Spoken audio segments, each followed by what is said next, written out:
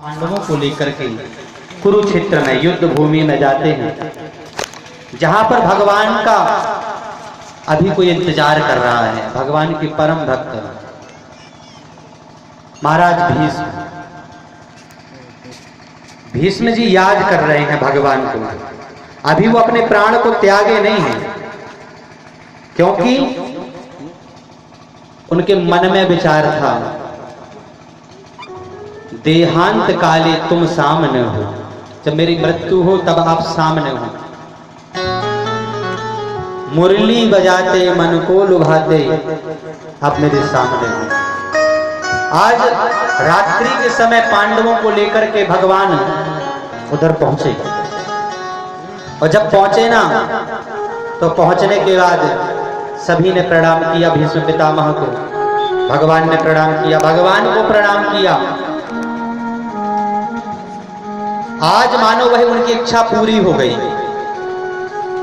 कहते प्रभु मेरी एक इच्छा है। भगवान बोले बोलिए, कौन सी इच्छा है? बोले मैं अपनी एक पुत्री है ना, उसका विवाह आपके साथ करना चाहता हूं। तो कहते हैं भगवान कहते हैं महाराज आप ही का विवाह नहीं हुआ, आपकी संतान कहां से हो गई, पुत्री कहां से हो गई? बोले नहीं मेरी पुत्री है। कौन है आपकी पुत्री का नाम क्या है? तो बोले मेरी मति, मेरी मति जो है वह मेरी पुत्री है। मैं इतने दिन से उसके लिए एक सुंदर सुयोग्य वर खोज रहा था, और मुझे आपसे सुंदर कोई वर नहीं मिला। आज आप मेरे सामने हैं, मैं आज उस पुत्री का वर्ण आपके साथ करना चाहता हूं। अर्थात मेरी रुचि, मेरा मन, मेरा ध्यान हमेशा आपके चरणों में लगा रहे। कहने का तात्पर्य यह है। और भगवान का दर्शन करते करते कहते हैं भीष्म पितामह ने बहुत उपदेश दिए हैं पांडवों को। और भगवान का दर्शन करते करते भीष्म पितामह जब उत्तरायण शुरू हो जाते हैं, 6 महीने तक सैया पर लेटे रहे। क्योंकि जब दक्षिणायन होता है, 2 अयन होते हैं, उत्तरायण एक दक्षिणायन।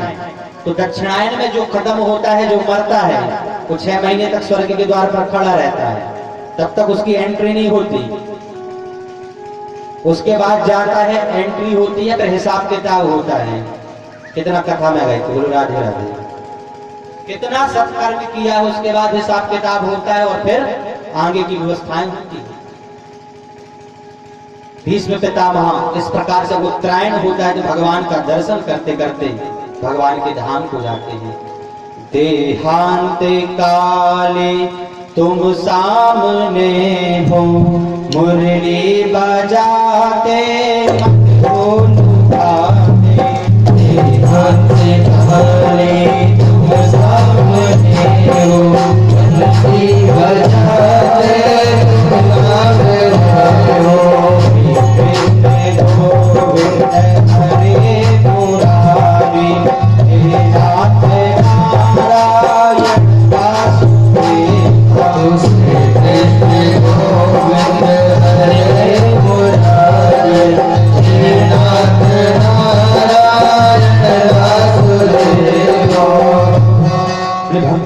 भगवान के जय हो। भीष्म पितामह भगवान के श्री चरणों में विलीन हो जाते हैं, भगवान के धाम को पहुंच जाते हैं।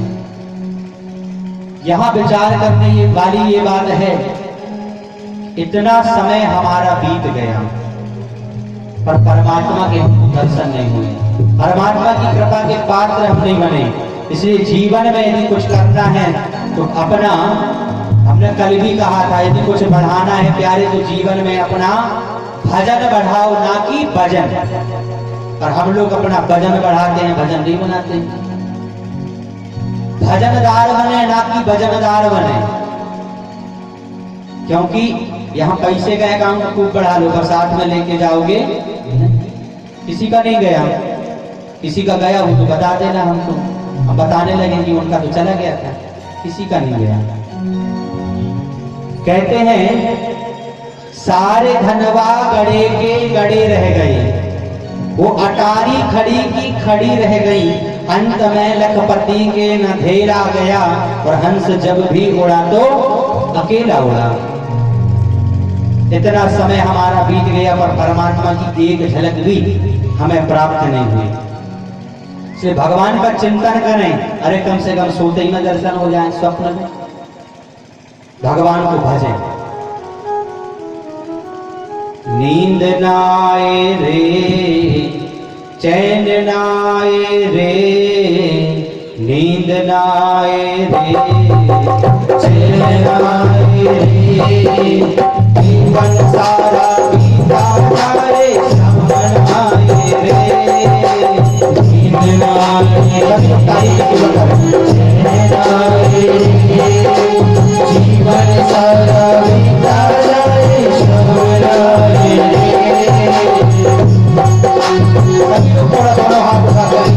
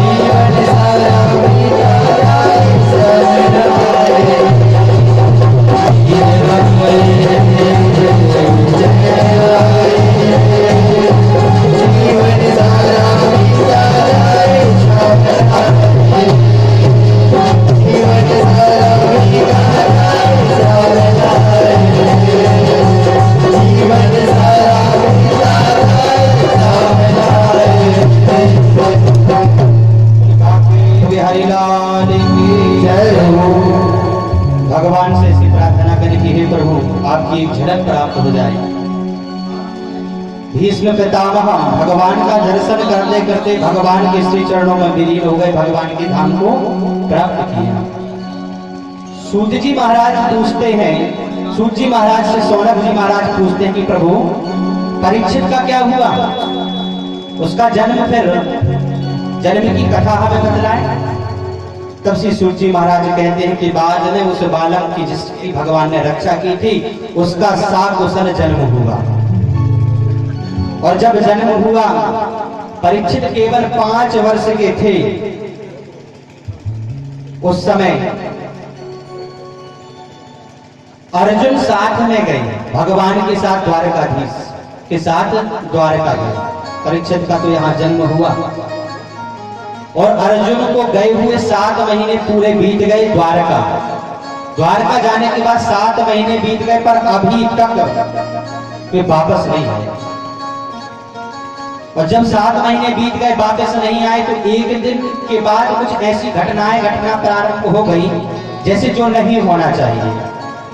भगवान की प्रतिमाएं रोना प्रारंभ कर दी, मूर्तियां ऐसा लगती थी जैसे रो रही है, तेजहीन हो गई।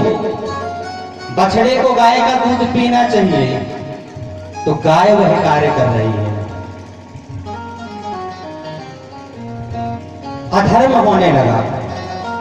यह देखकर के युधिष्ठिर जी महाराज को बड़ा दुख हुआ कि कुछ अनहोनी होने वाली है। भीमसेन से यह बात ही कर रहे थे कि मेरे मन को बड़ी घबराहट होती है, बड़ी चिंता होती है, न जाने क्या होने वाला है, लगता है कुछ अनहोनी होने वाली है। उसी समय सामने से अर्जुन आते हुए दिखलाई देते हैं द्वारका से। गया सप्त धुनामासा भीमसेना तवानुजः नायाति कश्यवा हेतुर्नाहं वेदेद मंजसा। 7 महीने के बाद जब अर्जुन सामने से आते हुए दिखे तो अर्जुन भी श्रीहीन थे। अर्जुन का चेहरा वैसा नहीं था जैसा था, उतरा हुआ चेहरा था, जैसे महीनों से न सोए हो। बोले राधे राधे।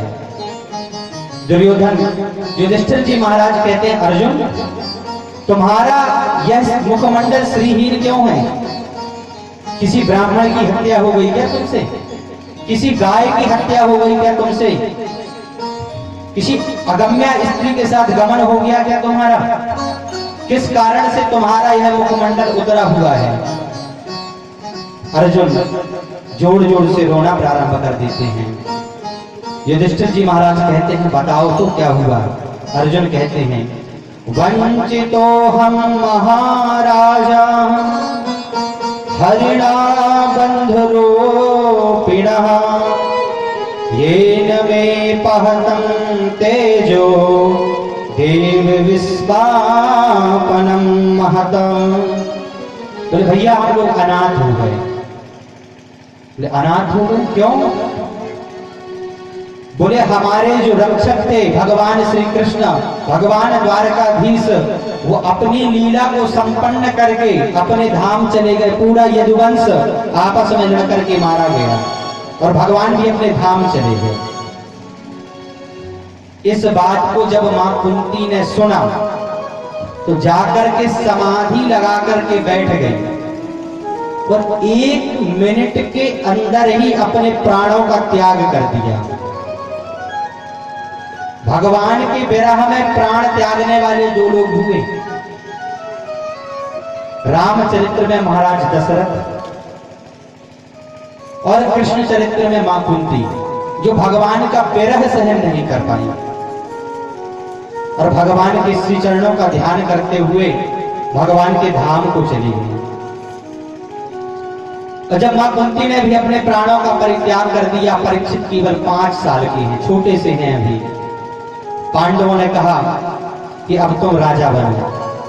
सोचो कोई बालक 5 साल का, उसको राजा बना दिया जाए, पूरी सत्ता दे दी जाए, एकाद चक्रम, मतलब जिसका पूरे सृष्टि पर जैसे राज करना है, वह राजा केवल 5 वर्ष का है, उसे राजा बना दिया और पांडव स्वर्ग की यात्रा पर चले गए, स्वर्गारोहण पर चले गए। पांडव केवल 5, परीक्षित केवल 5 वर्ष के हैं और उसका शासन करने लगे। कुछ बड़े हुए,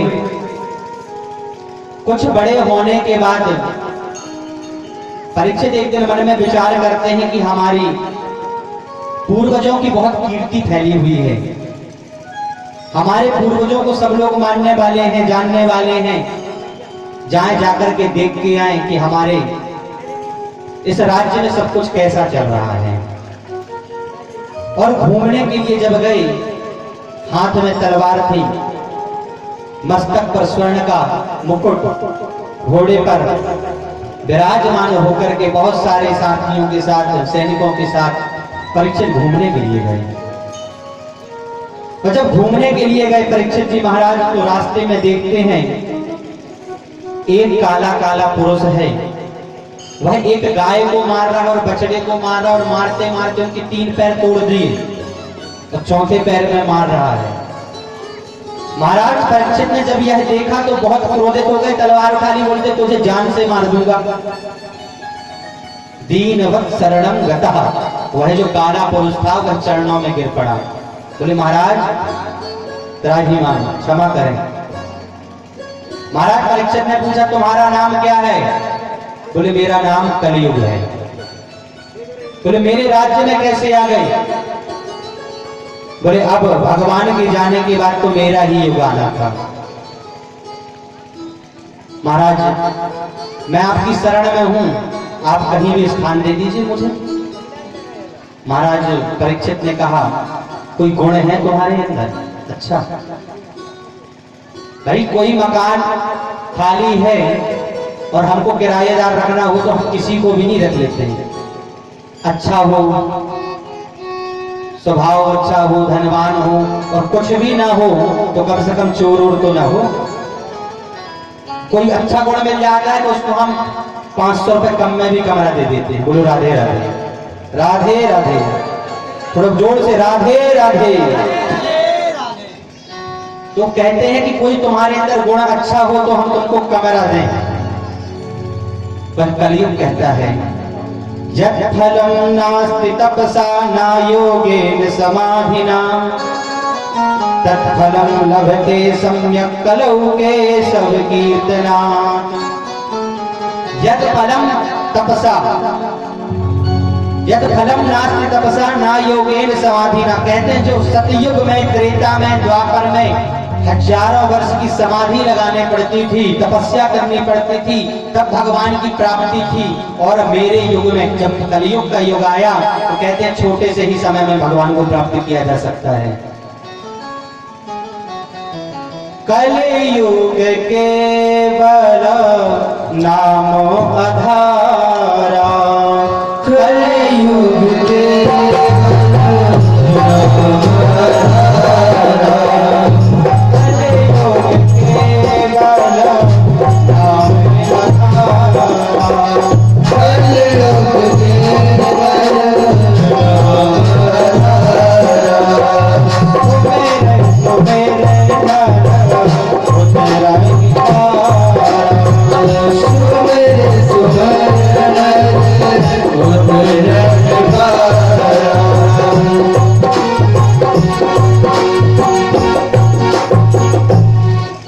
युगों में जो बहुत तपस्या करनी पड़ती थी, कलयुग में केवल भगवान का नाम लेने से वह फल की प्राप्ति हो सकती है। महाराज परीक्षित को ये गुण उसका जम गया, अच्छा लगा। बोले ठीक है, रह सकते हो। बोले महाराज कौन से कमरे दिए हुए तो बता दो। तो कहते द्यूतम पानम स्त्रिया सूनः यत्रा धर्मश्चतुर्विधः। 4 स्थान दे दिए। द्यूतपान, जहां जुआ खेला जाता हो, जहां मदिरा पान होता हो। दूसरा, जहां लंपट पुरुष रहते हो, भक्षा भक्ष खाने वाले, और जहां जीव जंतुओं की हिंसा होती हो, जहां कसाईगिरी का काम होता है। ये 4 स्थान दे दिए। कलयुग दुखी हो गया। बोले वाह महाराज, जैसे सूरत देखी वैसे कमरे दे दिए। अरे कम से कम एक तो अच्छा कमरा दे देते, उसको हॉल बना लेता, ड्राइंग रूम बना लेता, कोई आता तो कम से कम अच्छा तो लगता। जब इस प्रकार से कहा, महाराज परीक्षित प्रसन्न थे।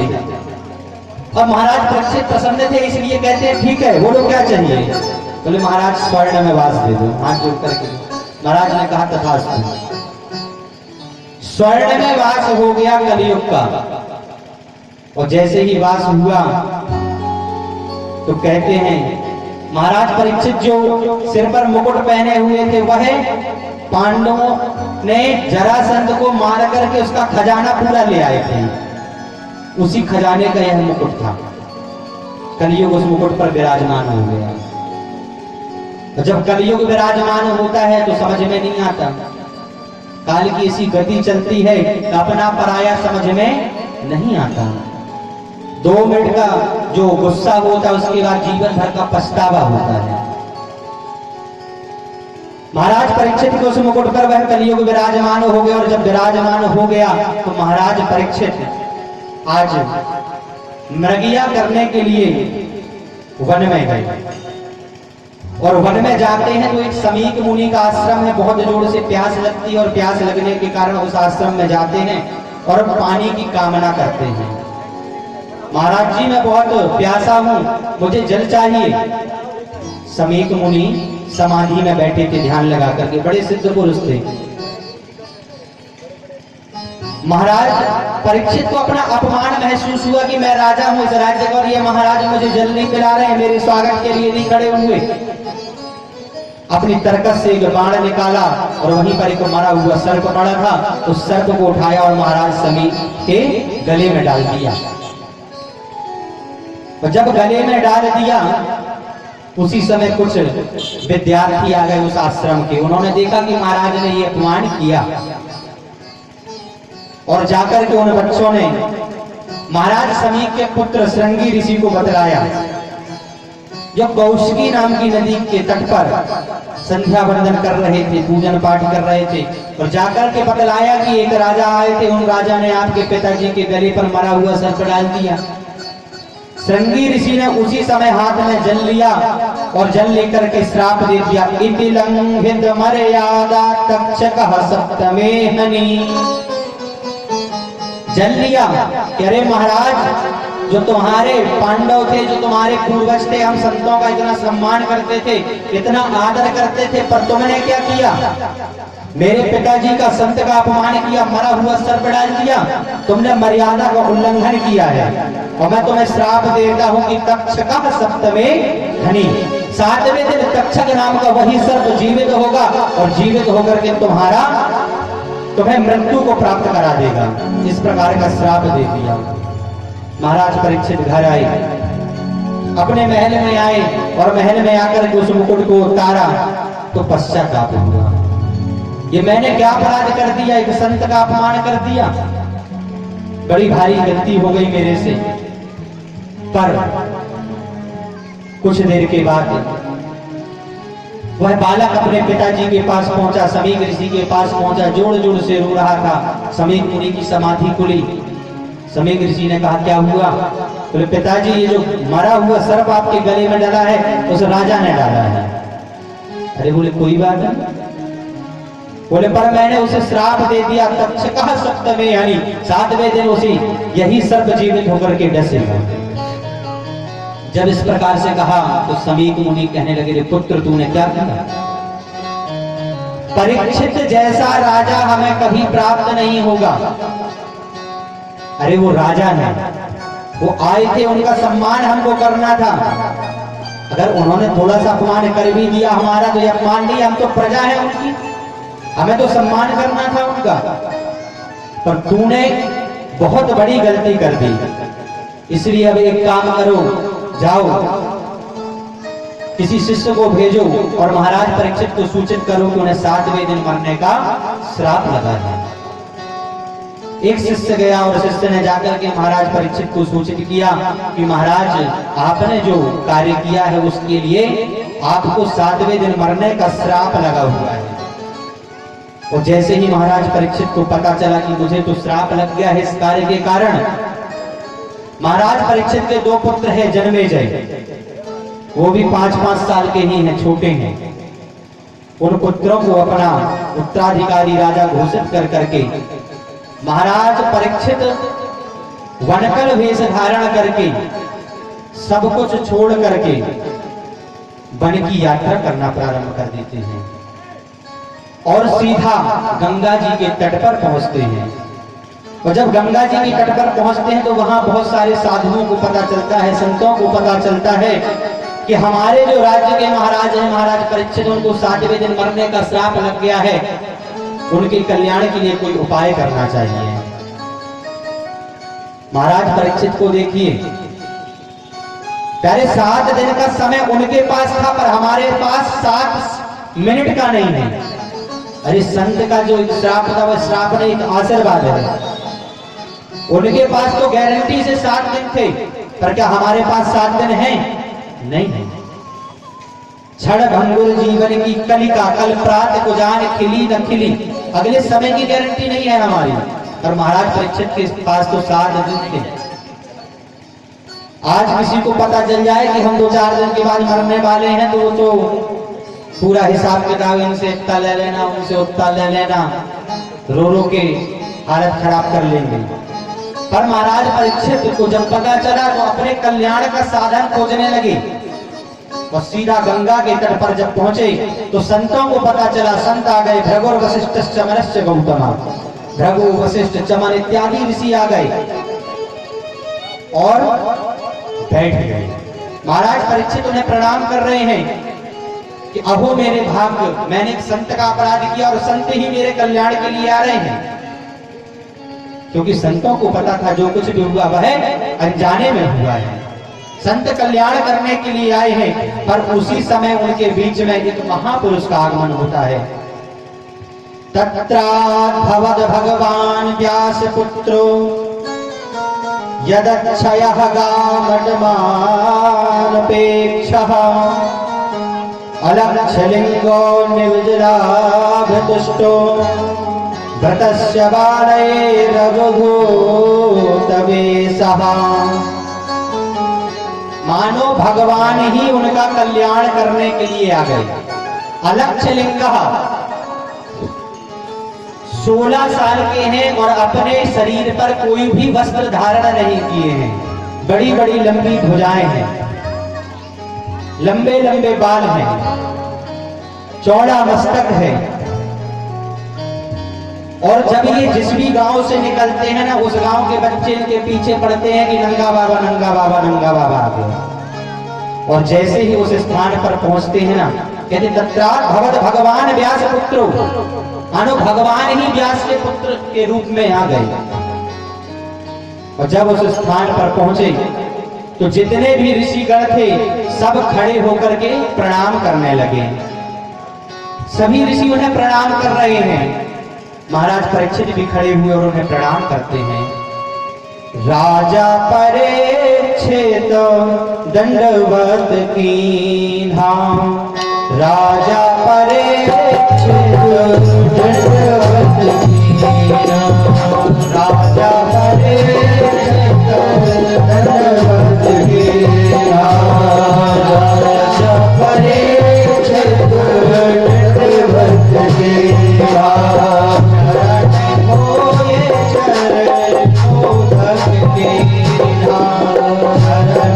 Oh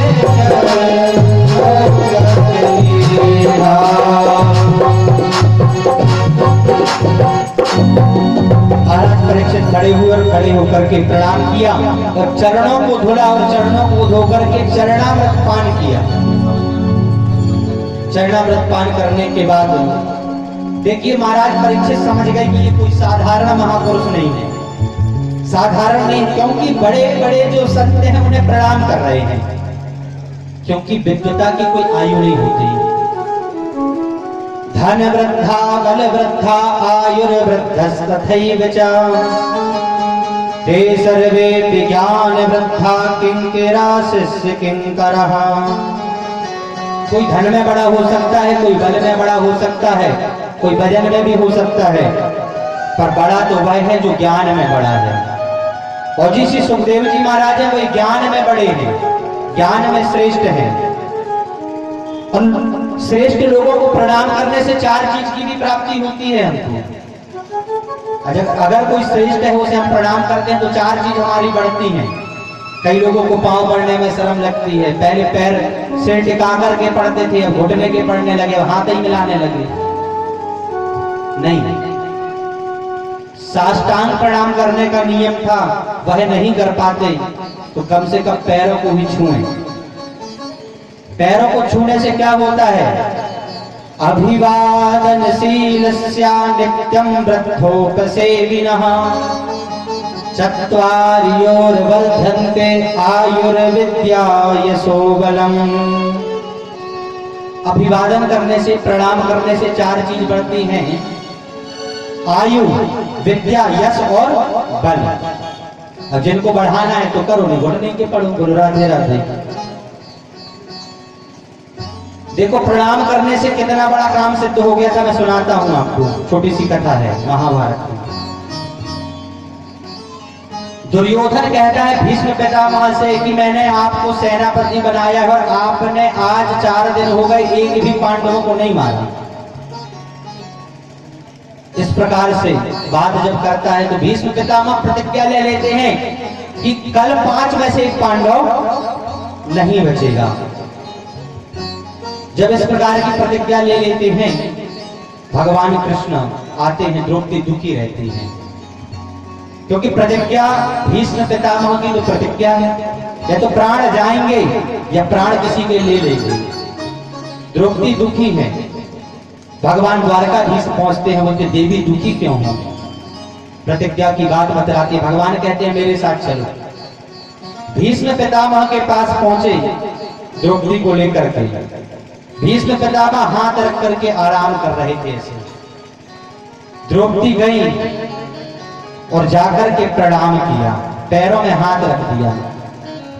भीष्म पितामह ने कहा सौभाग्यवती भव। अब देखिए प्रतिज्ञा भी कर चुके थे, जब हाथ उठाया तो देखा कि मैंने इसे अभी सौभाग्यवती भव का आशीर्वाद दिया है और कल मैं इसके पति को मारने वाला हूं। उस प्रतिज्ञा के कारण भीष्म पितामह ने स्वयं बाणों की सैया पर लेटना स्वीकार किया, पर मारा नहीं। प्रणाम करने से आशीर्वाद की प्राप्ति होती है। आप के परिवार में, इष्ट मित्र में कोई आपका दुश्मन भी हो ना, आप 4 लोगों के सामने जब प्रणाम करोगे ना तो कहेगा खुश रहो। अच्छा बोल भी देते हैं, बोल राधे राधे। 4 लोगों के सामने आपका जो कोई मानने वाला नहीं है, चाचा हो या कोई हो, आप प्रणाम करोगे तो बोले खुश रहो, गुस्सा में। अरे वो भी आपको फल देने वाला है। क्यों? क्योंकि लिखा है भाव को भाय अलख आलस हूँ, नाम जपते मंगल दिस दस हूँ। आप भाव से भगवान को भजिए या कुभाव से, काम करने वाला है। उदाहरण, ये बिजली का तार है, आपको पता हो या ना पता हो, उसको छूने से करंट लगेगा। आप छू लोगे तो करंट लगेगा। उसी प्रकार से आप भाव से भगवान को भजिए, भाव से किसी को प्रणाम करिए, चाहे को भाव से करिए। अगर उसने कह दिया खुश रहो तो खुश रहो, बोलो राधे राधे। भीष्म पितामह को प्रणाम किया, आशीर्वाद दे दिया सौभाग्यवती भव।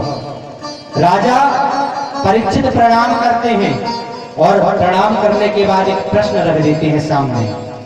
प्रणाम महाराज, अभी सुखदेव जी महाराज खड़े हैं, बैठे भी नहीं, और प्रणाम करके कहते हैं अतः प्रयच्छामि संसिद्धिं योगिनां परमं गुरुः पुरुषेषेत यत् कार्यं म्रियमाणस्य सर्वथा। हे योगियों के परम गुरु, मैं आपको प्रणाम करता हूँ। और मैं एक ही चीज चाहता हूँ आपसे जानना कि मरने वाले व्यक्ति को क्या करना चाहिए। अच्छा, यहाँ जितने बैठे हैं कोई जीवित रहने वाला है क्या? हमेशा कोई नहीं है। यह प्रश्न परीक्षित का नहीं है, हम सभी लोगों का है कि मरने वाले व्यक्ति को क्या करना चाहिए। क्या मरने वाले व्यक्ति को खूब जल्दी जल्दी धन का अर्जन करना चाहिए, खूब खा लेना चाहिए, खूब सो लेना चाहिए, खूब अच्छे अच्छे भोग कर लेना चाहिए? क्या करना चाहिए? ये सबसे बड़ा प्रश्न है हर मनुष्य के लिए। सुखदेव जी कहते हैं अभी तो हम बैठे भी नहीं और तुमने प्रश्न की झड़ी लगा दी हमारे सामने। कहते महाराज, आपके जैसे जो सिद्ध कोटि के संत होते हैं वो 2 घड़ी से ज्यादा कहीं रुकते नहीं, और ऐसा ना हो मैं आपसे प्रश्न ना करता और आप चले जाते, महाराज कल्याण कैसे होगा? परीक्षित ने ये नहीं कहा कि मैं मरने वाला हूं, मेरे कल्याण का कोई उपाय बतलाइए। मरने वाले को क्या करना चाहिए? स्वयं के लिए प्रश्न नहीं किया, पूरे जगत के मंगल के लिए, जगत के कल्याण के लिए प्रश्न किया। श्री सुखदेव जी महाराज कहते हैं वरीयनेस्ते प्रश्नः कृतो लोकहितं नृपः आत्मवित् सम्मतः पुंसा श्रोतव्यादिषु यः परः। कहते महाराज, तुमने जो प्रश्न किया है, हे नृप, हे राजा, जो प्रश्न किया है वो जगत के कल्याण के लिए है, सबके लिए है कि मरने वाले व्यक्ति को क्या करना चाहिए। कहते हैं मरने वाला हर व्यक्ति है और 7 दिन में सब लोग मरने वाले हैं। 7 से 8वां दिन नहीं होता, रविवार से गिन लेना 3-4 बार, बोलो राधे राधे। 7 दिन में ही हर व्यक्ति मरने वाला है, 7 से 8वां दिन नहीं होता।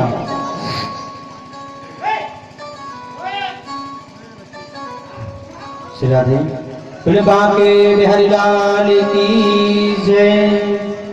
कहते हैं जो काल है वह 7 दिन के अंदर ही हर व्यक्ति को ग्रास बनाने वाला है। तो इन 7 दिनों के बीच में देखो कितना अच्छा संयोग है। 7 दिन, 7 बार, सप्तऋषि, 7 ये हमारे दिन, और भागवत भी 7 दिन ही होती है। बोलो राधे राधे। ये महापुरुषों ने कुछ विचार के बनाया होगा, क्यों बनाया है तो भगवान जाना। कहते हैं 7 दिन में हर व्यक्ति मरने वाला है। श्री सुखदेव जी महाराज परीक्षित को कहते हैं कि मरने वाले व्यक्ति को सबसे पहले ये साधन करना चाहिए। तस्मात् भारत सर्वात्मा भगवान ईश्वरो हरिः श्रोतव्यः कीर्तितव्यस्य स्मर्तव्यस्य सदा भयम्। मरने वाला हर व्यक्ति हो, उस मरने वाले व्यक्ति को सबसे पहले भगवान की खूब कथाएं सुननी चाहिए,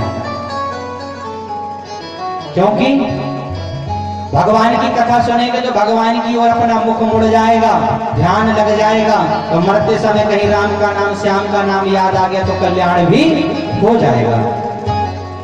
तो कहते हैं भगवान की कथाओं को सुनना चाहिए। श्रोतव्यः, भगवान की कथाओं को खूब सुनो।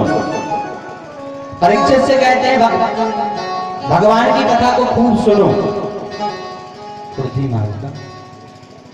खूब सुनो। परीक्षित विचार करते हैं खूब सुनने का समय नहीं है हमारे पास, कहते नहीं है पर मन में सोचते हैं। श्रोतव्यः, खूब कथाओं को सुनो। दूसरी बात आती कीर्तितव्यस्य।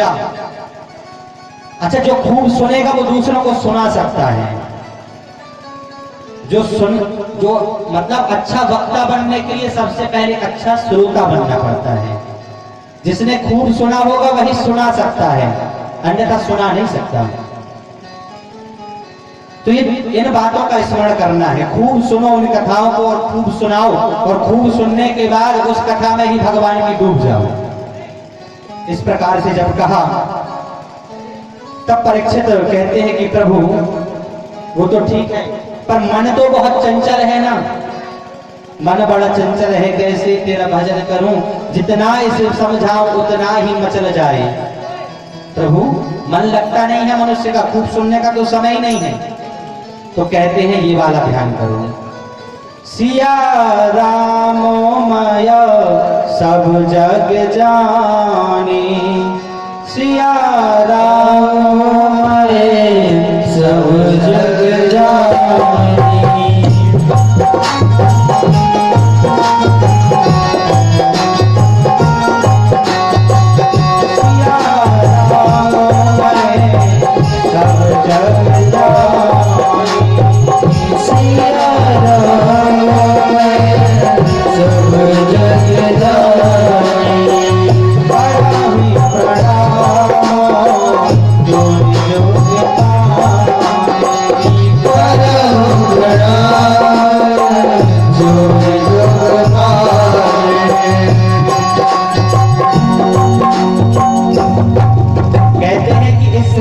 जो कुछ भी दिख रहा है, जो भी दिख रहे हैं, मनुष्य हो, पशु हो, कोई भी हो, उसमें भगवान का दर्शन करें।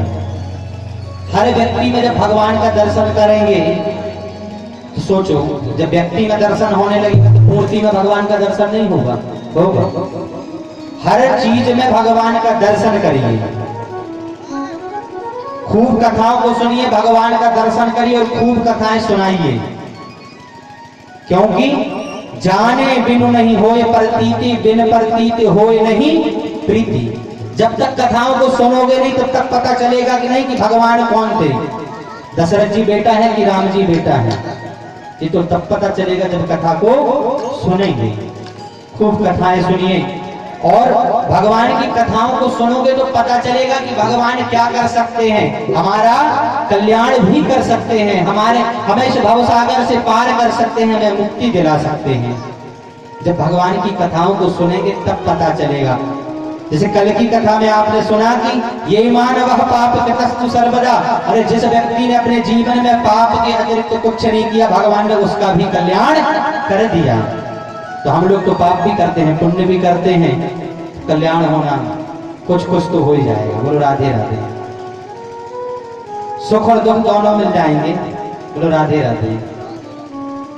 प्रयास ये करिए कि भगवान का नाम जपते रहिए, और अंत समय में अगर याद आ गया तो गारंटी है कल्याण हो जाएगा। कथा आप सुनोगे कल अजामिल की, अंत समय में जपा था तो कल्याण हो गया। तो कहते हैं भगवान का चिंतन करिए, स्मरण करिए, हर जगह भगवान को देखिए, नेत्र बंद करें तो भगवान का ही दर्शन हो। अब परीक्षित कहते हैं महाराज खूब कथा सुनने का समय मेरे पास नहीं है। क्यों? क्योंकि मुझे 7 दिन में मरने का श्राप लगा है। अब कहा है उन्होंने, पहले तो कह दिया कि खूब कथा सुनो, बोले खूब कथा सुनेंगे तब तक तो राधे राधे हो जाएगा। अब कहते हैं समय कम है मेरे पास, 7 दिन में मरने का श्राप लगा है। तब महाराज परीक्षित से श्री सुखदेव जी महाराज कहते हैं कि चिंता मत करो, 7 दिन बहुत है कल्याण के लिए। कहते खड़वांग राजा के विषय में सुना है, सतयुग में एक राजा हुए थे खड़वांग, 7 दिन नहीं एक घड़ी में मुक्ति प्राप्त हुई थी। सतयुग में हुए थे एक राजा, खड़वांग नाम था रघुराई। सतयुग में हुए थे एक राजा, खड़वांग नाम था रघुराई। 7 दिनों की बात ही क्या, एक घड़ी में ही मुक्ति पाए। सतयुग में हुए थे एक राजा, खड़वांग नाम था रघुराई।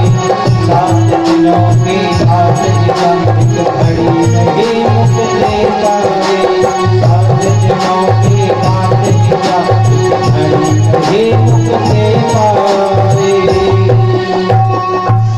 कहते हैं सतयुग में एक राजा थे खड़वांग नाम के, सूर्यवंश में उत्पन्न हुए थे, जन्म हुआ था। उनको मरने का जब श्राप लगा तो ऐसी कृपा हुई कि एक घड़ी में मुक्ति प्राप्त हो गई। तो बोले परीक्षित तुम चिंता मत करो, बहुत समय है तुम्हारे पास, तुम्हारा कल्याण हो जाएगा। देखिए ये भगवान की बहुत बड़ी कृपा है। एक संत ने वाणी से श्राप दिया तो दूसरे संत वाणी से कल्याण करने के लिए आ गए। इस संतों की कृपा होती है, संतों की ही कृपा से सब कुछ प्राप्त होता है। बोले अब 7 दिन बचे हैं तो एक काम करो, छोटा वाला उपाय करो। तो जितासनो जित श्वासो जित संगो जितेन्द्रियः स्थूले भगवतो रूपे मनः सद्यो रतेन्द्रियः। बोले जितासनो, जिनका पूजन पाठ में किसी भी काम में मन नहीं लगता उसको ये उपाय करना चाहिए। जितासनो, सबसे पहले तो आसन को जीतो। आसन को यदि आपने नहीं जीता तो कभी पैर ऐसे ऐसे हो रहे हैं। जब तक आसन को नहीं जीतोगे तब तक पूजन में किसी भी काम में मन लगने वाला नहीं है। जितासनो, आसन को जीत लोगे तो बार बार पैरों से झंझट मुक्ति मिल जाएगी। यहां तक बचा सिर्फ इतना। जितासनो। दूसरी बात आती है जित श्वासो। अगर बोल दिया जाए कि भैया कम से कम 2 मिनट तक भगवान का ध्यान करो तो कर सके। 2 मिनट में भी कम से कम 15 बार आंख खुल जाए। नहीं, प्राणायाम करिए। जब सांस को हम रोकेंगे तो हमारा मन एकाग्र होगा। जितासनो जित श्वासो। तीसरी बात आती है जित संगो जितेन्द्रियः। संतों का, अच्छे लोगों का सत्संग करो। चौथी बात आती है स्थूले भगवतो रूपा मनः सद्यो रतेन्द्रियः। इस सारी सृष्टि में जो कुछ भी दिख रहा है उन्हें भगवान मानो, परमात्मा का स्वरूप मानो। कैसे? ये जो भूमि है ना, मृत्यु लोक है, ये भगवान का धड़ है। इतना कमर से लेकर के गले तक का भाग है। और ये जो नदियां बह रही हैं, ये जो बड़े बड़े झरने बह रहे हैं, ये जो नदियां बह रही हैं, ये झरने बह रहे हैं, भगवान की नाड़ियां हैं। जो ये वृक्ष है ये भगवान की रोमावली है। अर्थात सिया राम मैं सब जग जाने, करम प्रणाम जोर जुग पानी। सबको भगवान के रूप में देखें। इस प्रकार से कहा। देखो एक बार की बात है, तुलसीदास जी महाराज जब रामायण लिखे ना, तो आज यहीं तक रामायण लिखे थे, सिया राम मैं सब जग जाने, करम प्रणाम जोर जुग पानी। इतना लिखने के बाद तुलसीदास जी महाराज आज विराम किए और रास्ते से जा रहे थे तो किसी ने कहा महाराज इस रास्ते से नहीं निकलो आज। बोले क्यों? बोले जो बैल है ना ये सबको मारता है। एक छोटा सा बालक समझा रहा था। तुलसीदास जी बोले अरे मैं उसमें राम के दर्शन कर रहा हूं, भगवान के दर्शन कर रहा हूं, वो मुझे नहीं मारेंगे। निकले तो उस बैल ने तो उनको दौड़ा ही दिया। तुलसीदास जी बोले कि ये गलत चौपाई लिख गई आज हमसे। मैं तो सब में भगवान के दर्शन कर रहा हूं, पर देखो ये भगवान तो मुझे मार रहे थे। उस चौपाई को हटाने वाले थे कि हनुमान जी प्रकट हो गए। बोले महाराज बिल्कुल सही लिखी है। अरे आप उस बैल में दर्शन कर रहे थे भगवान के, उस बालक में भी भगवान के दर्शन कर लिए होते। अरे वो भी तो मना कर रहे थे आपसे कि मत जाओ। ऐसा हमारा भाव होना चाहिए, सब में परमात्मा का दर्शन कर लें। इस प्रकार से जब कहा समस्त सृष्टि में परमात्मा का दर्शन करिए और खूब प्राणायाम करिए। अपनी ज्ञानेंद्रियां कर्मेंद्रियां को संयम में रखिए और रख करके भगवान का ध्यान करिए। और भगवान का ध्यान करने के बाद इस सृष्टि में जो कुछ भी है वह भगवानमय है। और कहते हैं श्री सुखदेव जी महाराज कि जो प्राणी इन बातों का स्मरण नहीं करता, जितासनो जित श्वासो जित संगो जितेन्द्रियः, इन बातों का स्मरण नहीं करता, ऐसे मनुष्यों की निंदा पशु करते हैं। जो भगवान के चरणों में अपना मन नहीं लगाते उनकी निंदा पशु करते हैं। पशु क्या निंदा करते हैं और कौन से पशु करते हैं। स्वबिटवरा होष्ट खरई संस्तुतः पुरुषः पशु। 4 पशु निंदा करते हैं मनुष्यों की, जो भगवान के चरणों में ध्यान नहीं लगाते। सबसे पहला है श्वान। बोले राधे राधे राधे राधे राधे। लगता है नींद आ रही है सब लोगों को। बोले बाके बिहारी लाल की जय हो। फंस क्यों रहा मुझे बीच बीच में। अच्छा जयकारा लगाया करें, क्योंकि राधे राधे जपत ही भव बाधा मिट जाए। भगवान का नाम जपने से हमारे जो कष्ट हैं वो दूर हो जाते हैं। घर में तो जप नहीं पाते, कम से कम कथा में ही जपें। अच्छा हम बुलवाते बहुत है, लेकिन यहाँ थोड़ा कम बुलवा रहे हैं, तो राधे राधे। तो कहते हैं 4 पशु हमारी निंदा करते हैं। वो 4 पशु कौन हैं? सबसे पहला श्वान, स्वा कुत्ता। हम लोगों का जो स्वभाव है वो कुत्ते की तरह हो गया है। यह देखकर के कुत्ता बड़ा प्रसन्न होता है और कहता है सिर्फ शक्ल चेंज हुई है, पूरा स्वभाव हमारे जैसा है। कैसा? एक बार एक कुत्ता एक कछुआ से रेस लगाता है अपनी। कुत्ता कहता है कि जो उस मोहल्ले को पार करके उस मोहल्ले पर पहुंच जाएगा वो पहले जीतेगा। कुत्ता बड़ा प्रसन्न हुआ, अरे बोले 2 मिनट का काम है। तो जब कुत्ता और कछुए की रेस लगी तो कुत्ता जिस मोहल्ले से जाता उस मोहल्ले के कुत्ते उसके पीछे पड़ जाते हैं, उसको आगे ना जाने देते। आप देखो हर मोहल्ले के कुत्ते बटे हुए हैं। आप देख रहे ना, ये चीज प्रैक्टिकल है हमारा। जो ऐसे मोहल्ले में रहते हैं वो उसमें नहीं जाते, कहीं तो वहां के जाने ही नहीं देते उनको। यह देखकर के कुत्ते कहते हैं कि केवल स्वरूप चेंज हुआ है, शकल चेंज हुई है, बाकी स्वभाव पूरा हमारे जैसा है। हमारे ही बीच का कोई व्यक्ति यदि बढ़ना चाहे, कहते हैं हमारे बीच का व्यक्ति कोई बढ़ना चाहता है तो हमारे ही व्यक्ति उसकी टांग खींचते हैं। ये बिल्कुल होता है ऐसा। कुत्ता देख करके प्रसन्न होता है। दूसरा पशु हमारी निंदा करता है बिट वाला होस्ट। बिट मतलब गांव का सूकर।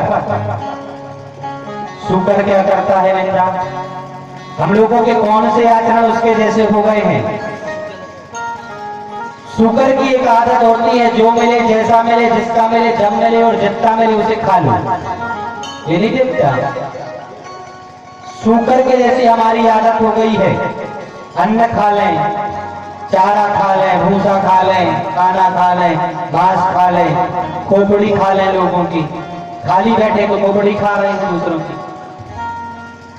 यह देख करके वह शुकर कहता है कि केवल शकल चेंज हुई है, लेकिन इनका भी आचरण वैसा ही है, सब कुछ खा लेते हैं। तो अपने आचरण में हम सुधार लें। तीसरा पशु कहता है, हमारी निंदा करता है, ऊंट। ऊंट के जैसे हमारी क्या हालत होती है, कैसा हम करते हैं कि मान बढ़ाई जब से आई तब से किस्मत फूटी, स्वामी स्वामी बाजन लागे लगन राम से छूटे। अच्छा सम्मान प्राप्त हो जाता है तो ऊंट के जैसे सिर उठा करके चलते हैं, अपने श्रेष्ठ जनों गुरुजनों को भी प्रणाम नहीं करते। यह देख करके ऊंट कहता है कि हमारे जैसा इसका सर ऊंचा हो गया ना सम्मान से, तो ये नीचे वालों को तो प्रणाम ही नहीं करता। अर्थात इसकी शकल चेंज है, स्वभाव पूरा हमारे जैसा है। और तीसरा पशु है गधा। अच्छा जो 3 बातों को नहीं मानता वो गधा ही बनता है। बोलो राधे राधे। गधा जैसी स्थिति हमारी होती है। कौन सी स्थिति होती है हमारी? गधा कहता है कि मैंने जीवन भर अपने मालिक के यहाँ धन ढोया, उसका माल ढोया, उसका काम किया, और जब मैं बूढ़ा हो गया तो वो मुझे लात मार करके भगा दिया। बोलो राधे राधे। पालता नहीं है, फिर वो आवारा ही घूमता है। जब तक काम करता है, काम का होता है, तब तक उससे काम लिया जाता है। हमारी भी वही दशा होती है मनुष्य की। पत्नी बच्चे परिवार का पालन पोषण करने के लिए पूरे दिन काम करता है, ना जाने कितने लोगों को चूतिया बनाता है, और जब देखो वृद्धावस्था प्राप्त होती है तो बोले तुम हल्ला तो ना करो, तो मैं तय बैठो। बहुत जगह होता है ऐसा। प्यारे, भगवान का भजन यदि हम करते रहेंगे ना हमेशा, तो ऐसी स्थितियां उत्पन्न नहीं होंगी कभी। भगवान का भजन करें, और भगवान का भजन करने के बाद उससे ये कुछ ऐसा होता नहीं है, कल्याण हो जाता है। अरे लोग ठुकराएंगे ना, पर भगवान तो अपना लेंगे। गधा कहता है कि जीवन भर हमने अपने मालिक के यहाँ काम किया, और जब हम काम के नहीं रहे तो हमको लात मार करके भगा दिया। जो स्थिति हमारी होती है वही स्थिति मनुष्य की होती है। तो भैया, अगर कोई साथ नहीं देता तो कम से कम परमात्मा का नाम जपिए, परमात्मा आपको साथ देंगे। भजन करते रहेंगे। कबहू कियो न भजनवा कैसे बीतेगे, कबहू कियो न भजनवा कैसे बीतेगे, कबहू कियो न भजनवा कैसे बीतेगे, कबहू न भजनवा कैसे बीतेगे, मनवा कैसे बीतेगी, कैसे बीतेगी, मनवा कैसे बीतेगी, कबहू कियो न भजनवा कैसे बीतेगी, कबहू कियो न भजनवा कैसे बीतेगी। देखिए, जब ये जीवात्मा माँ के गर्भ में था ना, तो बड़ा कष्ट पा रहा था, और भगवान से प्रार्थना करते कि हे प्रभु मेरा कल्याण करिए। सह न सको जब कष्ट गर्भ को किया सका इकरार, सह न सको जब कष्ट गर्भ को किया सका इकरार, प्रभु तुम्हारा भजन करोगा करो नरक से पार, प्रभु तुम्हारा भजन करेंगे करो नरक से पार, वाचा भूलोगे ये मनवा कैसे बीतेगे, वाचा भूलोगे ये मनवा कैसे बीतेगे, कैसे बीतेगी मनवा कैसे बीतेगी, कैसे बीतेगी मनवा कैसे बीतेगी, कबहू कियो न भजनवा कैसे बीतेगी, कबहू कियो न भजनवा कैसे बीतेगी। समय देखिए बीतता जाता है, भगवान की कृपा से हम घर से बाहर तो आ जाते हैं, तो भगवान से कहते हैं तू ढेर लगा दूंगा, पर ढेर लगाता नहीं है तो ढेर हो जाता है। पर भगवान की कृपा होती है हमारे ऊपर। सभी लोग थोड़ा सा कार्यों की सेवा करते हुए भजन करेंगे तो बहुत आनंद है। हम बालक रहते हैं, माता पिता हमारे आगे के संस्कार करना प्रारंभ कर देते हैं। बालापन हंस खेल गवायो आए मस्त जवानी, बालापन हंस खेल गवायो आए मस्त जवानी,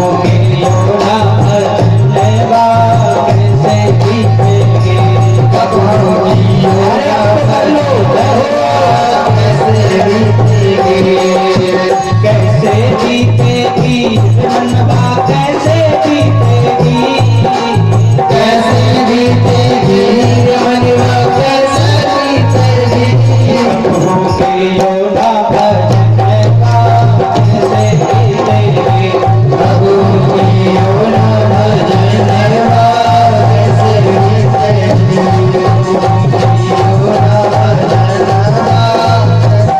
देखिए दूल्हा बनने वाले हैं, कंकड़ वगैरह बन गया, तो भजन की ओर तो ध्यान ही नहीं है, सोने पीने खाने में सब पूरा समय बिता दिया। माता पिता का जो कर्तव्य है वो पूरा करते हैं।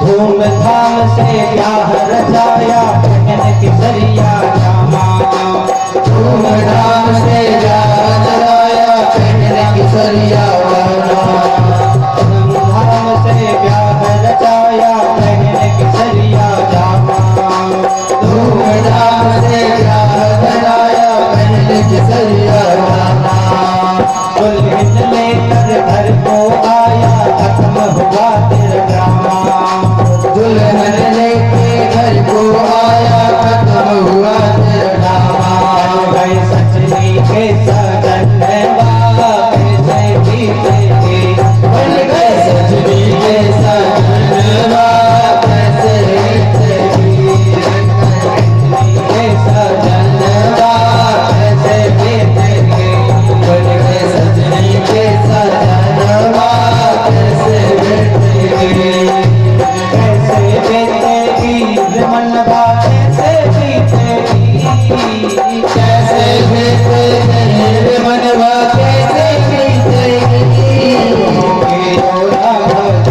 कैसे बीतेंगे, कदमों की ओरा भजनवा कैसे बीतेंगे। देखिए अब तो विवाह हो गया, जब विवाह हो जाता है ना तो ग्रह कारक नाना चंदारा काम बढ़ जाता है, अब तो समय ही नहीं मिल पाता, आदमी सुखों का भोग करने लगता है, भोग हो जाता है तो समय व्यतीत करने लगता है, भजन करता नहीं, स्थिति खराब होने लग जाती है व्यक्ति की। क्या होता है, विषयों का रस पी करके दिन दिन हुए दीवाने, विषयों का रस पी करके जिन जिन हुए जवानी, विषयों का रस पी करके दिन दिन हुए दीवाने, विषयों का रस जिन जिन पी के जिन जिन हुए जवानी, बालक थे फिर बाप कहाए बाबा लगे कहाने, बालक थे फिर बाप कहाए बाबा लगे कहाने, आ गए नीले जो थे कन्हैया का कैसे बीतेंगे, आ गए नीले जो थे कन्हैया कैसे बीतेंगे, कैसे बीतेगी मनवा कैसे बीतेगी, कैसे बीतेगी मनवा कैसे बीतेगी, अब होंगे रोना भजन का कैसे बीतेगी, कब होगी ओरा भजनवा कैसे बीतेगी, कब होगी ओरा भजनवा कैसे बीतेगी।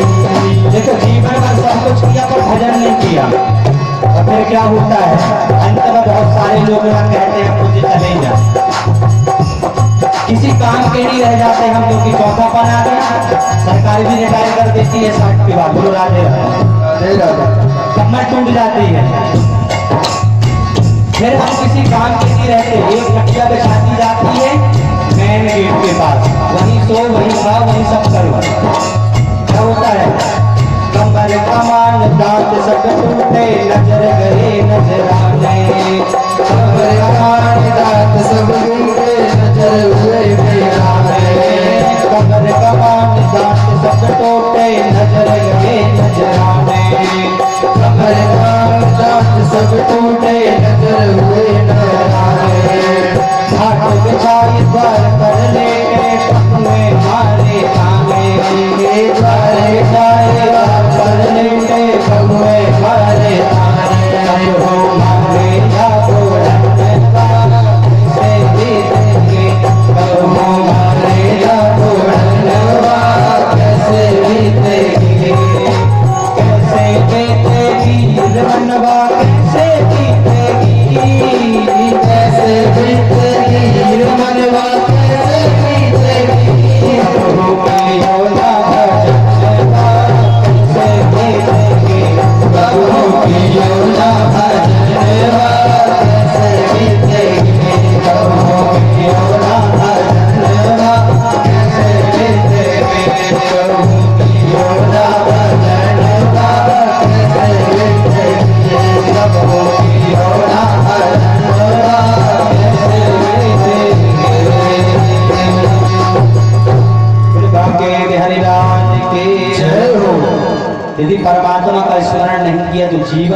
कठिन हो जाता है। यहाँ भले कष्ट मिल जाए लेकिन परमात्मा के धाम जाओगे तो मुक्ति ही मिलने वाली है। बोल बाके बिहारी लाल की जय हो। इसलिए परमात्मा का स्मरण करना चाहिए।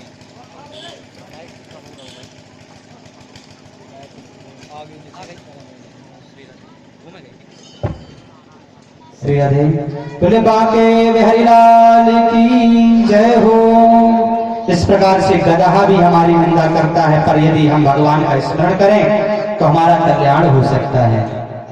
अब श्री सुखदेव जी महाराज परीक्षित को कथा सुनाते हुए कहते हैं कि देखो, भागवत की जो कथा है वह भगवान के भक्तों की ही कथा है, वही भागवत की कथा है। भगवान कैसे कैसे पापात्मा तापात्मा जीवात्मा को उद्धार कर देते हैं, उसका कल्याण कर देते हैं, यही भागवत की कथा है। कि हमारे जीवन में न जाने कितने अपराध हैं, पर फिर भी भगवान उन सबको भुला करके हमारा कल्याण कर देंगे। इन कथाओं में से यदि एक कथा भी हमने आत्मसात कर ली तो हमारा कल्याण हो जाएगा। कहते हैं श्री सुखदेव जी महाराज परीक्षित से कि परीक्षित प्रश्न करते हैं कि भगवान इस संसार को बनाते कैसे हैं। श्री सुखदेव जी महाराज कहते हैं कि एक बार की बात है, नारद जी घूमते घूमते ब्रह्मा जी के पास पहुंचे। ब्रह्मा जी ध्यान में बैठे थे। नारद जी ने कहा, आप किसका ध्यान करते हो? अरे पूरी सृष्टि को तो बनाने वाले आप हो, आप किसका ध्यान कर रहे हो? ब्रह्मा जी ने कहा, हमारे ऊपर भी कोई है, सब कुछ करने वाले हम नहीं, हमारे ऊपर कोई है, हेड है हमारे। तब ब्रह्मा जी कहते हैं कि भगवान नारायण की नाभि कमल से मैं उत्पन्न हुआ,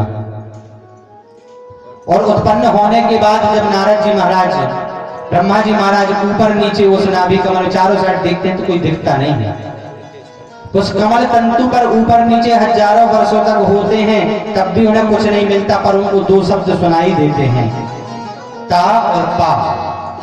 तब भगवान की कृपा से ब्रह्मा जी उस चीज का अर्थ समझते हैं और तप करते हैं, और जब तप करते हैं तो भगवान उनको भागवत प्रदान करते हैं, जो केवल चतुर्थ श्लोकी है। 4 श्लोक की भागवत प्रदान करते हैं।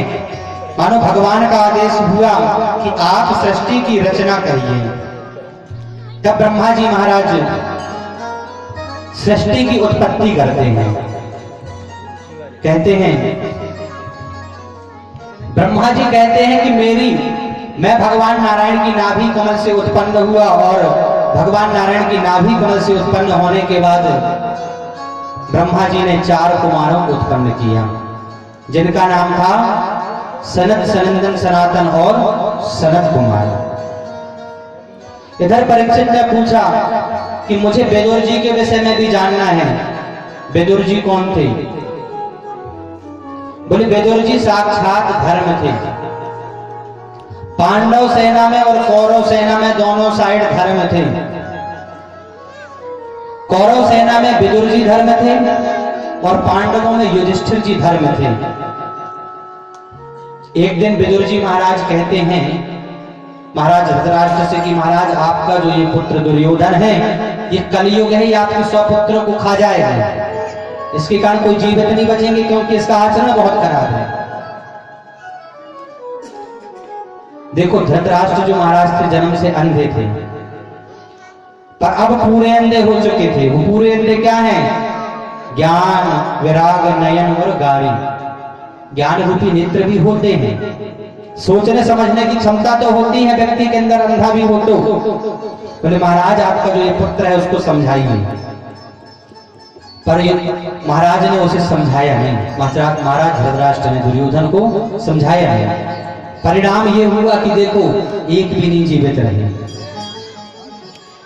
दुर्योधन को पता चला कि ये हमारे जो विदुर जी हैं, काका जी हैं, ये हमारे पिताजी को हमारे खिलाफ भड़काते हैं, हमारा अन्न खाते और हम हमारे खिलाफ भड़काते हैं। धक्के मार करके भगा दिया। बोले, जाओ यहां से, आपका कोई काम नहीं है।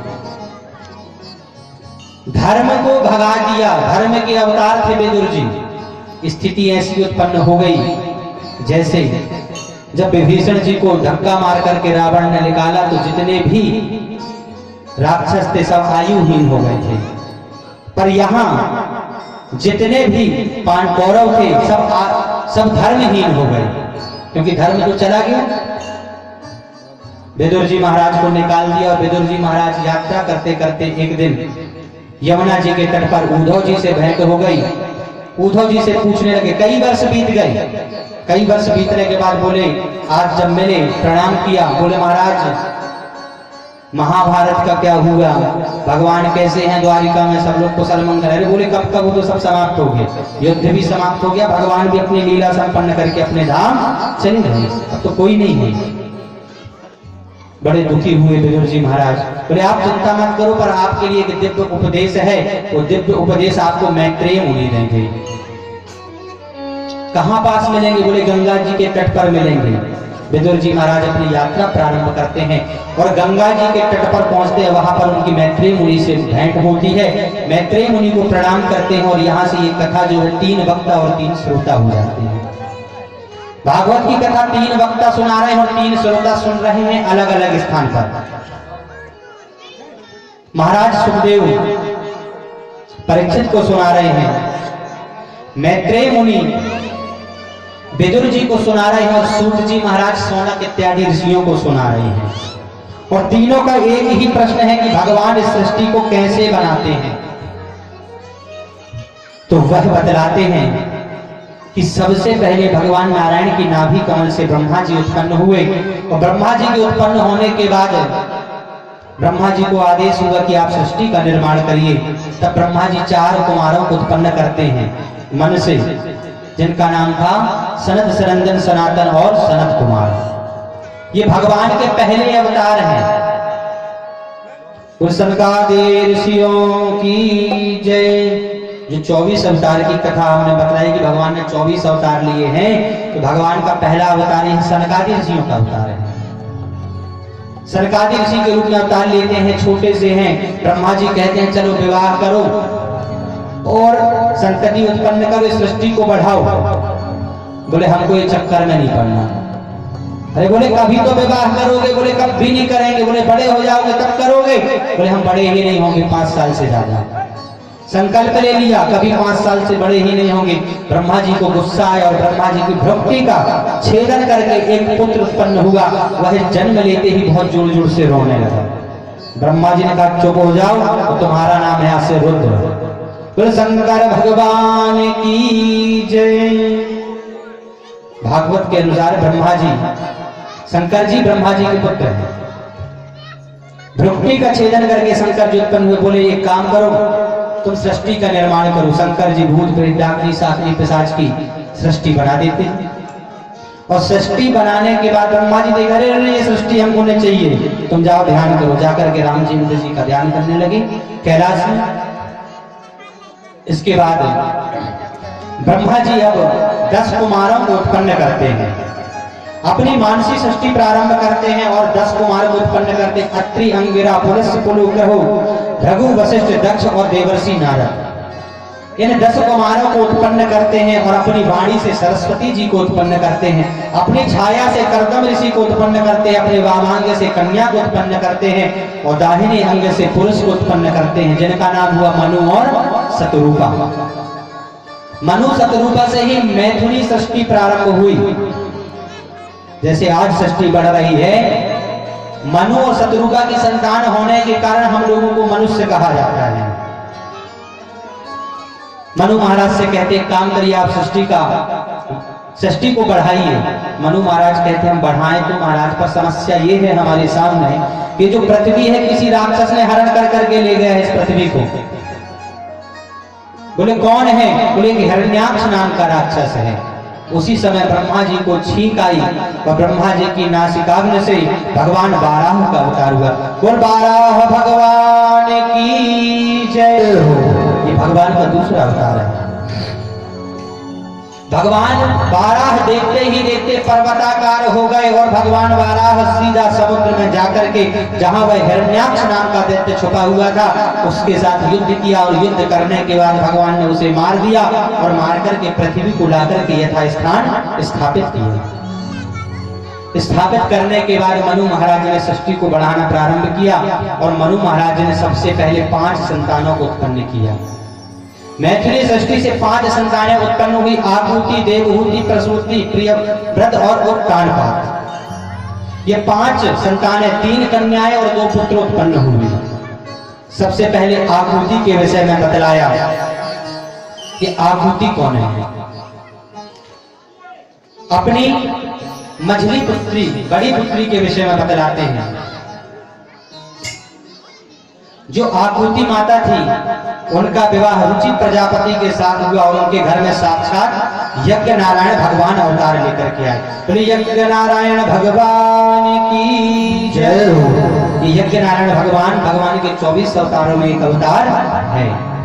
यज्ञ नारायण भगवान का दक्षिणा देवी के साथ विवाह हुआ। उसके बाद महाराज दूसरी पुत्री के विषय में बतलाते हैं। इनकी मझली पुत्री का नाम है देवहूति। महाराज अपनी देवहूति नाम की पुत्री का विवाह कर्दम ऋषि के साथ करते हैं। कर्दम ऋषि बड़े तपस्वी हैं, मनस्वी हैं। मन में तो विचार किया था पर कभी विवाह नहीं करूंगा, ऐसा संकल्प किया था विवाह नहीं करूंगा, पर ध्यान लगाए लगाए एक दिन मन में विचार आया कि हमारी संतान होना चाहिए। बोलो राधे राधे। बिना विवाह के संतान संभव तो नहीं है। तब किया भगवान का, भगवान प्रसन्न हो गए। बोले हम तुम्हारे घर में पुत्र बन के आएंगे। कर्दम ऋषि को आशीर्वाद दे दिया। कुछ समय के बाद कर्दम ऋषि का विवाह मां देवहूति के साथ हुआ। मां देवहूति बहुत बड़े राजमहल में रहती थी, पर आज कर्दम ऋषि के साथ विवाह होने के बाद झोपड़ी में आ गई, उनकी कुटी में आ गई। विवाह होने के कुछ ही समय के बाद कर्दम ऋषि अपनी तपस्या में लीन हो गए। इतने लीन हो गए कि 10,000 साल की उनकी समाधि लग गई। मां देवहूति ने भी अपने गहने उतारे और पति की सेवा में लग गई। 10,000 वर्ष के बाद जब उनकी समाधि खुली ना, तो कर्दम ऋषि कहते हैं देवी आप कौन हो? बोले राधे राधे। राधे राधे, थोड़ा जोर से राधे राधे। राधे जय जय श्री राधे। तो आप लोग बोलते नहीं हो तो हमको लगता है ना कि हम बस सुना रहे हैं तो कोई सुनने वाला नहीं है। थोड़ा राधे राधे बोलेंगे तो हमको अच्छा लगता है। क्यों? क्योंकि वक्ता तभी वक्ता है जब तक श्रोता अच्छे हों, और श्रोता खराब हो तो वक्ता फिर वक्ता नहीं वक्ता हो जाता है। इसीलिए हम वक्ता ही रहे, वक्ता ना बने। बोलो राधे राधे। समझ में ना आ रहा हो तो और अच्छे से बताएं। कहते कर्दम ऋषि की जब समाधि खुली, बोले देवी आप कौन? बोले महाराज मैं आपकी पत्नी। कर्दम, ओ इतने वर्षों से आप मेरी सेवा करती रही। अच्छा आज धोखा से रॉन्ग नंबर से भी पति देव का फोन आ जाए और बोले हेलो कौन? बोले नहीं पहचानते, धाराओं को बताते हैं। ऐसी स्थिति होती है। पर देखो 10,000 वर्ष के बाद में समाधि खुली तो बोले मैं आपकी पत्नी। बोले तुमने इतना तब किया मेरे लिए, मेरी इतनी सेवा की, बोलो क्या चाहती हो? देवहूति मां कहती हैं कि हम गृहस्थ में तो कम से कम एक संतान होनी चाहिए। कर्दम ऋषि ने जल लिया और जल लेकर के छोड़ा। एक सरोवर उत्पन्न हो गया, उसमें 1000 कन्याएं उत्पन्न हो गई। बोले जाओ जाकर के स्नान करो। पुनः जल छोड़ा, एक विमान उत्पन्न हो गया।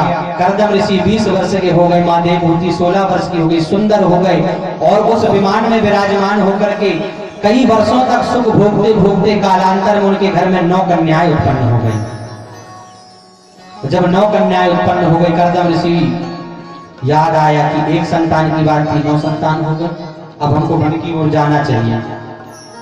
वन की ओर जाने लगे। देवहूति मां ने पैर पकड़ लिए। बोले महाराज ये तो कन्याएं हैं, विवाह होगा सब अपने ससुराल चली जाएंगी, मैं तो अकेली बचूंगी ना।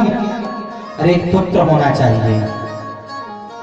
कर्दम ऋषि ने कहा रे एक चीज और याद आया। भगवान ने कहा था कर्दम तुम विवाह करो, मैं तुम्हारे घर में पुत्र बन के आऊंगा। अरे तू तो साक्षात नारायण की जननी बनने वाली है, मां बनने वाली है। पुनः कालांतर में इनके घर में भगवान कपिल के रूप में अवतार लेकर के आते। बोले कपिल भगवान की जय हो। ये भी भगवान की 24 अवतार में है। कपिल भगवान का दर्शन करने के लिए ब्रह्मा जी के जो 10 पुत्र थे ना, 10 में से नारद जी तो घूमते रहते थे। राधे राधे श्रीमन नारायण करते करते तो घूम रहे थे। ब्रह्मा जी अपने 9 पुत्रों को लेकर के दर्शन करने के लिए आते हैं कपिल भगवान के। तो जब दर्शन करने के लिए आते हैं तो देखते हैं कि मेरे साथ 9 पुत्र हैं और इनके यहाँ 9 कन्याएं हैं। अगर विवाह हो जाए तो सृष्टि बढ़ाने में थोड़ा सहयोग मिलेगा। जब कर्दम ऋषि के सामने प्रश्न रखा तो कर्दम ऋषि ने कहा सुबह से शीघ्र इनका विवाह कर देना चाहिए। तो 9 कन्या इनकी और 9 पुत्र इनके, विवाह हो गया है। नारद जी चुप गए तो आज भी घूम रहे, बोलो राधे राधे। नारद जी महाराज का विवाह नहीं हो पाया।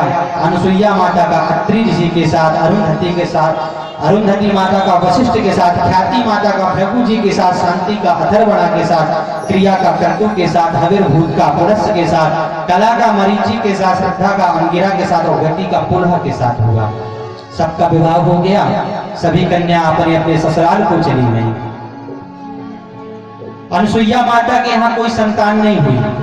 अत्रि ऋषि ने तप किया तो ब्रह्मा विष्णु तीनों प्रकट हो गए। बोले क्या चाहिए? बोले मैं तो एक को बुलाया था, तुम 3 क्यों आए? अत्रि ऋषि ने कहा मैंने एक को बुलाया था, तुम 3 क्यों आए? तो भगवान कहते हे अत्रि, हम नात्री, हम 3 नहीं है, 1 है। अर्थात ब्रह्मा विष्णु सदा शिव जानत अभिवेका, स्वामी जानत अभिवेका, के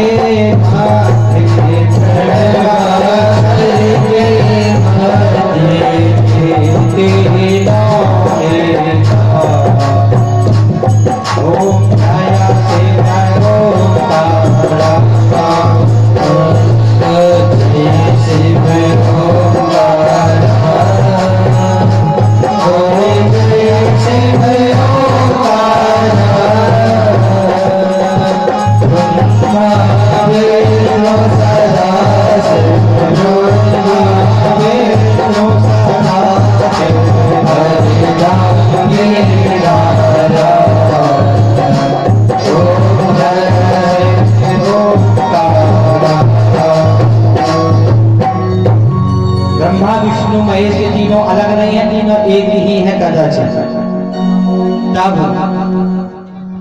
भगवान 3 रूप धारण करके भगवान नारायण के अंश से दत्तात्रेय भगवान अवतार लेते। बोले दत्तात्रेय भगवान की जय। ये 24 अवतार में एक अवतार है।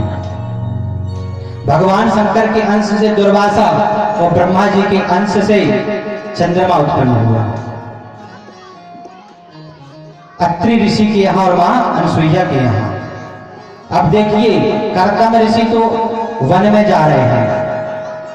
अब केवल आश्रम में 2 लोग बचे हैं। विचार करिए जिनके घर में साक्षात नारायण पुत्र बन के आए हैं और अनुसुईया जैसी पुत्री है, भृगु जैसे दामाद है, वो व्यक्ति 4थे चरण में बन जाने की बात करता है। हम लोग से तो माया छूट ही नहीं रही है, धक्का भी दे रहे हैं तब भी नहीं निकल रहे हैं। बोलो राधे राधे। विचार करने वाली बात है कि जो चौथापन है वह भजन करने के लिए ही बना हुआ है। वैसे तो भजन कभी भी किया जा सकता है। छोटी उम्र से ही भजन प्रारंभ कर दोगे तो आगे बहुत अच्छा लगेगा। तो जवानी में तो टीका लगाने में भी खराब लगता है क्योंकि लगाया नहीं है कभी। इसलिए यह हमें शिक्षा मिलती है भागवत से कि 4था चरण आ जाए, कितनी भी संपन्नता हो पर घर का त्याग करके भगवान के श्री चरणों में मन लगाना चाहिए। घर त्याग ना हो तो पर भगवान के मंदिर तो जा सकते हैं। इस प्रकार से कहते हैं।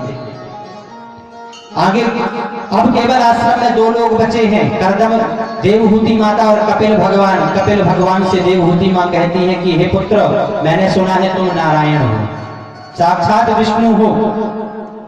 मैंने जितना सुख भोगा है उतनी सुख की कोई स्त्री कामना भी नहीं कर सकती। पिता के घर में थी तो राजपाट में पली, पति के घर में आई तो कर्दम जैसे ऋषि प्राप्त हुए, तपस्वी। तुम्हारे जैसा पुत्र मिला, अनुसुईया जैसी पुत्रियां मिली, भृगु जैसे दामाद मिले, पर मेरे मन को शांति नहीं है। ये शांति कैसे मिलेगी? तब कहते हैं कपिल देव भगवान कि संतों का संग करिए आप। ये भागवत में लिखा है, उन्होंने कहा संतों का सत्संग करना चाहिए। माँ कहती है कैसे संत होना चाहिए, कपटी मुनि जैसे न मिल जाए, बोलो राधे राधे। क्योंकि कपटी मुनि जैसे संत मिल जाएंगे ना तो कल्याण नहीं होगा, नरक ही मिलेगा, बोलो राधे राधे। संत पूछे कि संत कैसे होते हैं तो कहते तितिक्षवः कारुणिकः, जिनका स्वभाव शांत हो, जो सबको समान दृष्टि से देखे, अपमान कर दो तब भी बहुत अच्छे हो, सम्मान न करो तब भी बहुत अच्छे हो, बहुत ज्यादा तुम उनके प्रति भाव प्रकट करो तब भी तुम अच्छे हो, बिल्कुल भाव प्रकट न करो तब भी बहुत अच्छे हो। त्रिजु तपस्वी संतोषी सत्य धैर्य जितेन्द्रियः, ज्ञानी दाता दयालुश्च संताभिर्नवभिर्गुणैः। ज्ञानी हो, दाता हो, दयालु हो, त्रिजु हो, तपस्वी हो, इस संत के लक्षण है। केवल चोला पहन लेने से कोई संत नहीं बनता।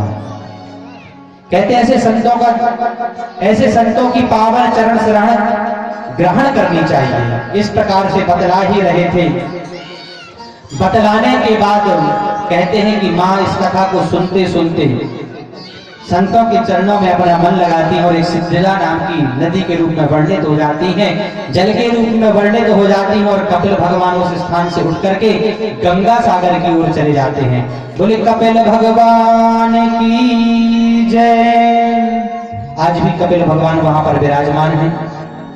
इस प्रकार से मनु महाराज की 2 पुत्रियों के विषय में वर्णन किया, पर तीसरी पुत्री का नाम है प्रसूति। प्रसूति का विवाह दक्ष प्रजापति के साथ हुआ। इनके घर में 16 संतान उत्पन्न हुई, जिसमें से 13 का विवाह धर्म के साथ हुआ। 13 का विवाह धर्म के साथ हुआ। 14वीं नंबर पुत्री का नाम अग्नि के साथ हुआ। 15वीं जो पुत्री है स्वधा नाम की, उनका पितरों के साथ हुआ।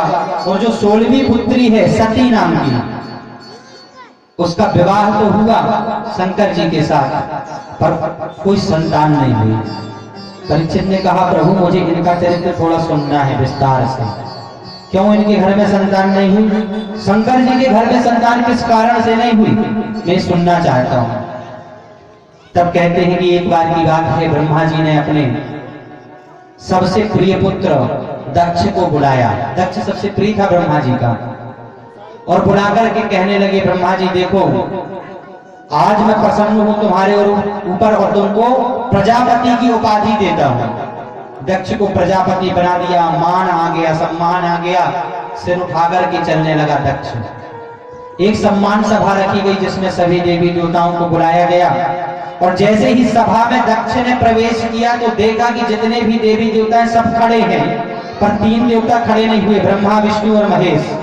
तो ब्रह्मा जी तो पिता हैं, विष्णु जी मेरे इष्ट है, पर ये शंकर तो मेरा दामाद है ना, शंकर क्यों खड़ा नहीं हुआ, ये तो मेरे बालक के समान है, पुत्र के समान है, खड़ा क्यों नहीं हुआ। ऐसा मन में भाव आ गया। बोला और कहता है देख करके कि सम्मान अच्छे लोगों की सभा में ये ऐसे लोगों को बुला कौन लेता है जिनको बैठने उठने और पहनने का भी ध्यान नहीं है, भेष अमंगल बना करके घूमते हैं, अरे भूत प्रेतों के साथ रहते हैं, तो वैसा ही स्वभाव है। शंकर जी को नाना प्रकार की बातें कहने लगा। जी इस प्रकार से कहने लगा जब दक्ष, तो शंकर जी ने तो कुछ नहीं कहा कि अरे हो गया, ससुर साहब हैं हमारे, पर नंदी से रहा नहीं गया, क्योंकि नंदी यह सब कुछ सुन रहा था। अंत में दक्ष ने यहां तक कह दिया गृहीत्वा मृगसा वक्षा पाणी मरकटलोचने, तो बंदर की आंखों वाला है। शंकर जी ने कहा बंदर ही तो है, हम हनुमान बने थे। गुरु राधे राधे। शंकर जी ने कहा जो कह रहे सब सही है, मरकट लोचना बंदर की आंखों वाला, बोले हम हनुमान नहीं है, बंदर ही है। शंकर जी को बिल्कुल बुरा नहीं लगा, बोले मैंने अपनी मृग लोचनी कन्या का विवाह इस मरकट के साथ कर दिया, मेरी मति मिल गई थी। अंत में दक्ष का साहस इतना बढ़ गया कि दक्ष ने कह दिया कि आज के बाद श्राप देता हूं इस शंकर को किसी भी यज्ञ पूजन में कोई भाग न मिले। जब इस प्रकार से कहा तो नंदी से नहीं रहा गया। क्यों? अपने इष्ट की बुराई अपने सामने नहीं सुननी चाहिए कभी। नंदी के सामने यह अपमान हो रहा था, नंदी से रहा नहीं गया। और नंदी कहते ना, हरिहर निंदा सुनहि जे काना, होहि पाप गो घातो समान। हरिहर निंदा सुनहि जे काना, होहि पाप गो घातो समान। अपने इष्ट की, अपने श्रेष्ठ की निंदा अपने सामने कभी सुननी नहीं चाहिए। गौ हत्या के समान पाप लगता है। नंदी से रहा नहीं गया और नंदी ने कह दिया कि हे दक्ष, मैं तुझे आज श्राप देता हूं कि तुझे बकरे का सिर लगे। नंदी ने श्राप दे दिया। दक्ष के सपोर्ट में भृगु ऋषि खड़े हो गए और भृगु ऋषि ने कहा, नंदी तुम बीच में क्यों बोलते हो? तो ससुरदामान का लफड़ा है। मैं तुम्हें श्राप देता हूं कि आज के बाद शंकर जी के